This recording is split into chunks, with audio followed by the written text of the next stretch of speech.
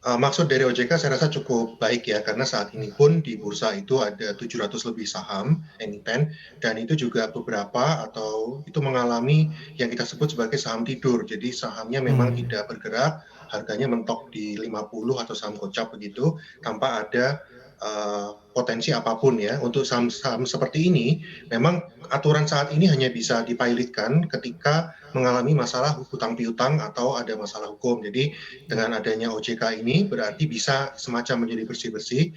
Memang betul-betul saham-saham yang tidak beroperasi sama sekali, tidak aktif, dan mungkin hanya terpampang namanya di bursa saja, itu bisa dibersihkan. Jadi bursa kita akan jauh lebih aktif. Tapi di sisi lain, saham-saham tidur ini juga memiliki banyak investor pasti ya, ada saja investornya, terutama mungkin dari retail. Jadi harus dipikirkan juga seperti apa investor-investor retail ini ketika terjadi perusahaannya diminta bubar atau pilot atau delisting oleh OJK. Mhm. Berarti ini bisa dikatakan akan menguntungkan investor-investor retail yang selama ini menaruh dana mereka mengendap di saham-saham gocap begitu, Mas?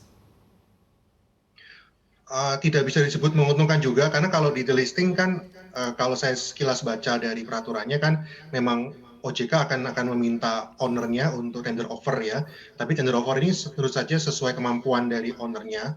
Jadi belum tentu, investor yang beli katakanlah pada harga di atas 50 akan dibeli juga di harga tersebut, bisa jadi dibelinya di harga bawah. Tapi dalam jangka panjang saya cukup optimis bahwa dengan adanya peraturan ini semoga memang betul-betul emiten yang ada di bursa itu emiten yang aktif. Kalau masalah bisnis mengalami kerugian itu memang tidak bisa dihindari ya, selalu akan ada.